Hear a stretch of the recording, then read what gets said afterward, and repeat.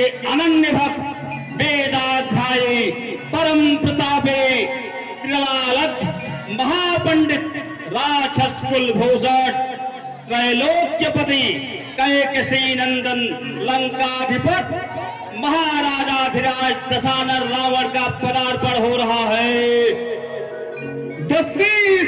दशानन 10 गंधर्व जिनके आराध्य प्रभु महेश है, इनके आगे सर झुकाओ। ये महाराज लंकेश है। जय लंकेश, जय लंकेश। पावितस्थले गले बलम वेदाम भुजंग तंग मार दमक दमक कमन्निनाद वड्डर्भयम् चकार चंड तांडवम् तनोतु नः शिवः शिवः जटाकटा संभ्रम भ्रमण्डलिम्प निर्झरी विलोल वीचि वल्लरी विराजमान मूर्धनि खगोज्ज्वल धनंजयाहुदीप चंड पंचसार के छादिपच्च छत्र क्षेत्र चोर रेवतिर्मय नवीन मेघमंडले चतुष्पदानि बीज पंचगां ओम देवाधिदेव महादेव चंद्रशेखराय हर हर भोले शंकर, हर हर भोले शंकर।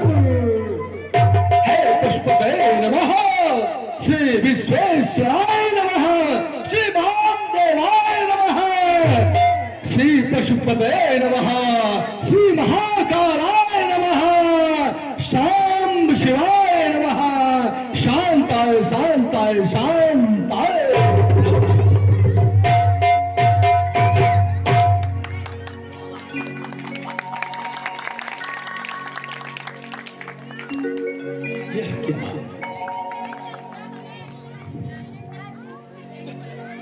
ये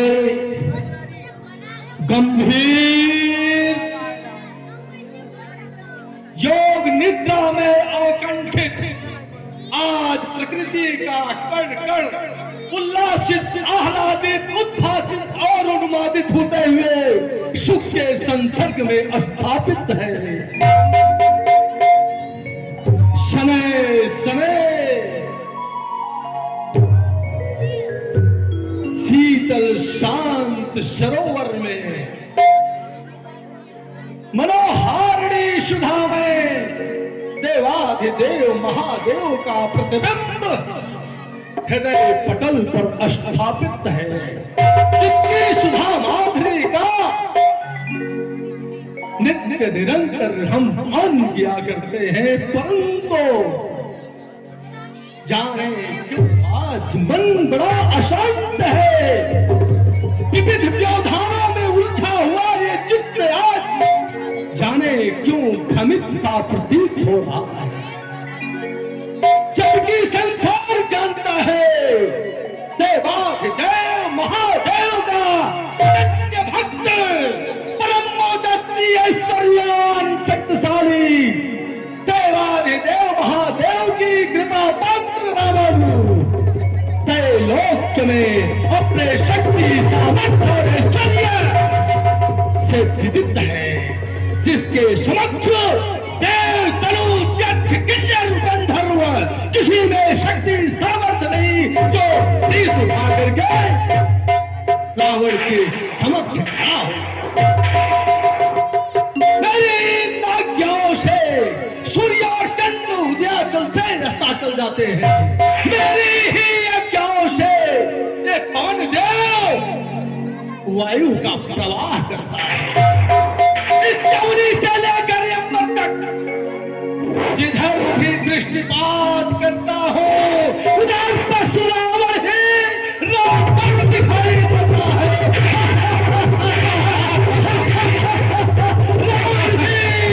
रावण दिखाई देता है। हो फिर भी मेरे मन में ऐसी अशांति, ऐसी विलक्षण चित्त सत्य की भ्रांति प्रतीत हो रही है। अवश्य ही इसका कोई विशेष कारण होगा, क्योंकि यह त्रैलोक्य जानता है कि रावण निर्भय स्वतंत्र होकर के विचरण करता है और रावण मनमानी करता है, क्योंकि किसी में है सामर्थ्य नहीं तो रावण के सम्मुख आए, और अगर शीश खड़ा कोई तो चंद्रहास से कट जाए। इस आदि से लेकर अंबर तक आदेश हमारा चलता है। सूर्य चंद्र देव धनुष सब आदेशों को मेरे पालन करते हैं। फिर भी आज हे भोले, हे सांब शिवाय, हे शांताकाराय, क्या बात है मेरे विचित्र मन में आज ऐसी अकुलाहट और ऐसा विषाद जाने क्यों हो रहा है। शांति शांति शांति।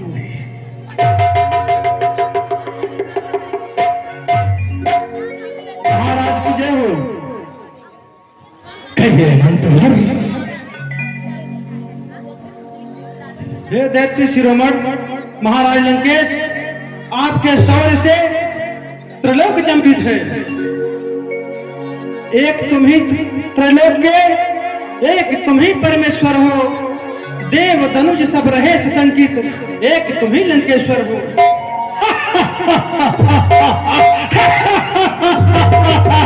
वाह रे मंत्रधर, क्रोधावेश देखकर आपका त्रैलोक्य कांपने लगता है।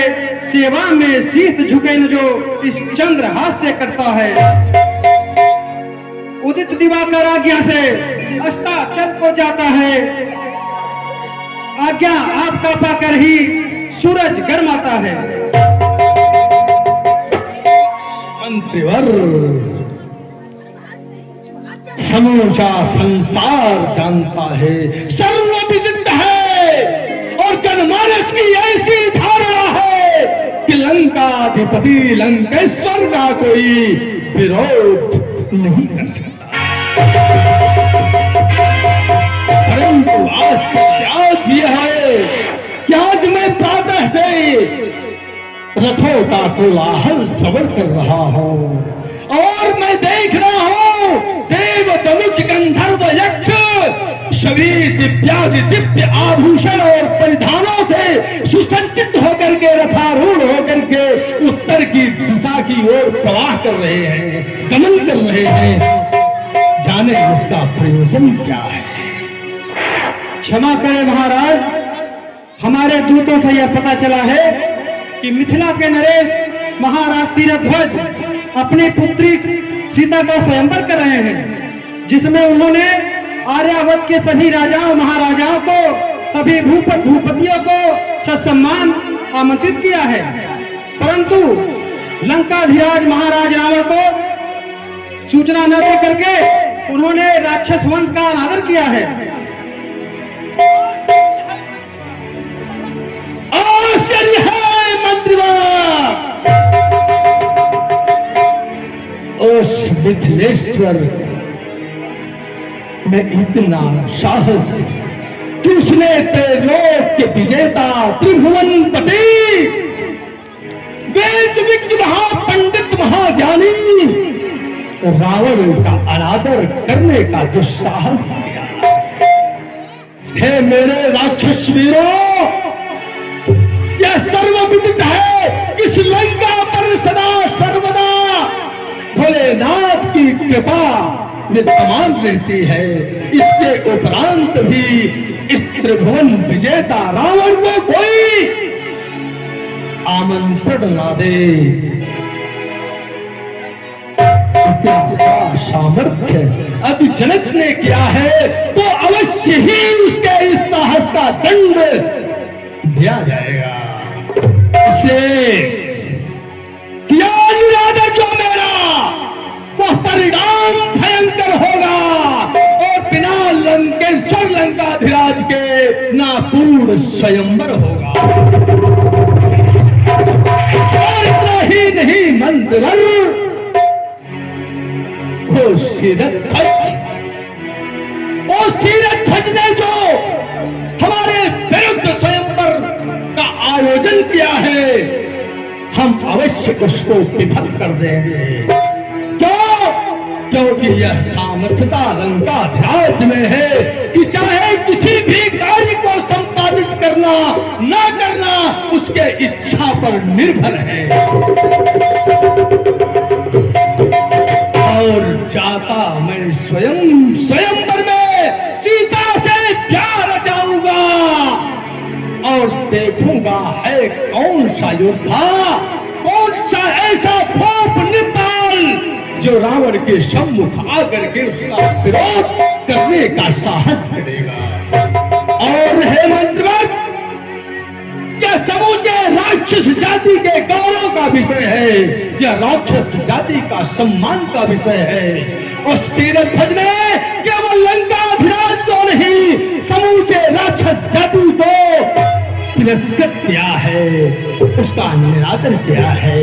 इसलिए इसका कठोर से कठोर उसको दंड दिया जाएगा, क्योंकि लंकाधिराज के विरुद्ध खड़ा होने का किसी ने प्रथम बार साहस किया है, जो मुझे कदापि स्वीकार्य नहीं है।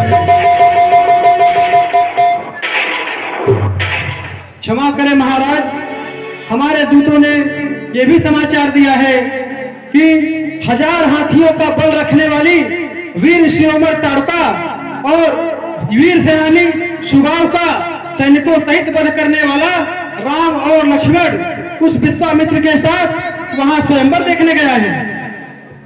और महाराज, वहां आम जनमानस का यह भी मानना है कि वो नारायण का अवतार है। क्या कहा? ओ विष्णु का अवतारी वो भी उस स्वयंवर में आ पहुंचा है। हरे राजा शीरध्वज ने सर्वव्यापिनी सूत्रधारिणी श्री सीते का जो स्वयंवर रचा, और उसने हमारे राक्षस जाति के ऊपर जो घटाकाश का प्रयत्न भारी आपृष्ट किया है, इसका उसे परिणाम भुगतना होगा। और इतना ही नहीं, अरे सावधान मिथिलेश्वर, सावधान मिथिलेश्वर, लंकाधिराज आता है और वही है सीता का पति, जो स्वयंवर में वरण करके लाता है। इतना ही नहीं है मिथिलेश्वर, तूने जो राक्षस जाति का अपमान किया, अगर एक पत्र लिख करके समुद्र में फेंक दिया होगा तो रत्नाकर सागर में वह सामर्थ्य नहीं जो उस पत्रिका को मेरे सम्मुख प्रस्तुत नहीं कर देता।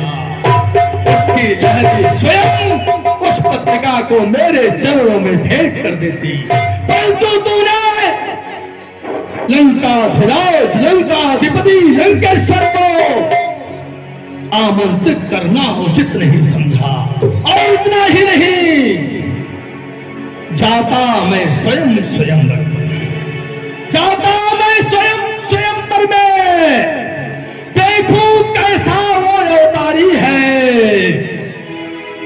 साहस किस नृपाल में जो उस पिनाक का खंडधारी है।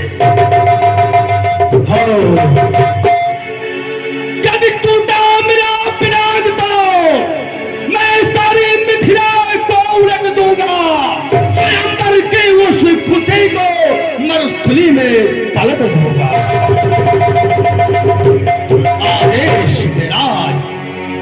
आदेश मेरा स्वयं काल भी ना ठुकराता है, पर वह साहस या मिथिलेश्वर जो उसका परिणाम दिखाता है। और हे मंत्रिवर, इस लंका का सिंहासन और इस लंका का सारा कार्य मैं आपको सौंप करके स्वयं मिथिला को प्रस्थान करूंगा।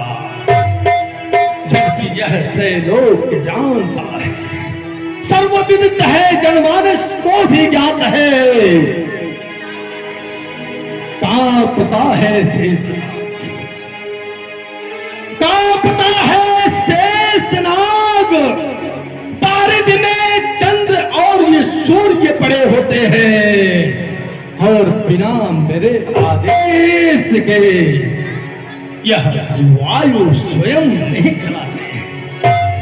और इतना ही नहीं, यह संसार जानता है, कहने को तो मैं लंकाधिराज लंकेश्वर हूं, पर शायद ज्ञात नहीं मिथिलेश्वर को मैं ही परमेश्वर हूं।